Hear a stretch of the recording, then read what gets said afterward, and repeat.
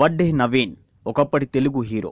ప్రముఖ నిర్మాత వడ్డే రమేష్ తనయుడిగా 20 ఏళ్ల క్రితం తెలుగు తెరకు పరిచయమయ్యాడు. కెరీర్ ఆరంభంలో కొన్ని హిట్స్ దక్కినా వాటిని నవీన్ నిలుపుకోలేకపోయాడు.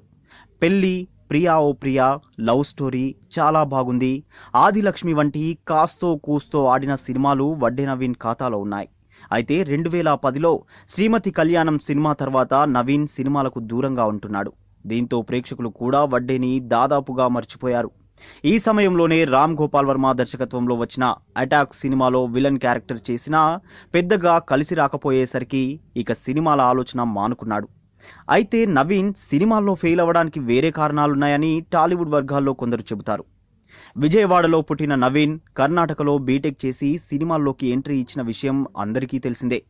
అంతేకాదు, మరో ఇంట్రెస్టింగ్ ఇన్ఫర్మేషన్ ఏంటంటే ఈ నవీన్ భార్య మరెవరో కాదు, పెద్ద ఎన్టీఆర్ కొడుకు నందమూరి రామకృష్ణ కుమార్తెనే. తండ్రి వడ్డే రమేష్ పేరున్న నిర్మాత కావడంతో నందమూరి ఫ్యామిలీ కూడా నవీన్ను తమ ఇంటి అల్లుడిగా చేసుకునేందుకు అంగీకరించింది. అయితే నవీన్ వ్యవహార శైలి నచ్చక వివాహ బంధం కొన్నాళ్లకే తెగిపోయింది.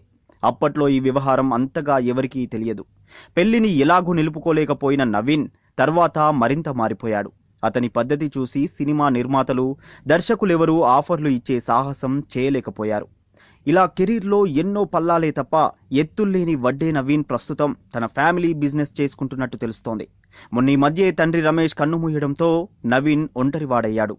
ఈ వీడియో మీకు నచ్చితే ఇతరులకు షేర్ చేయండి. ఇలాంటి మరిన్ని ఇంట్రెస్టింగ్ టాపిక్స్ ని మీ ముందుకు తెచ్చేందుకు మా యూట్యూబ్ ఛానల్ ని సబ్స్క్రైబ్ చేయడం మాత్రం మరవకండి. Thanks for watching.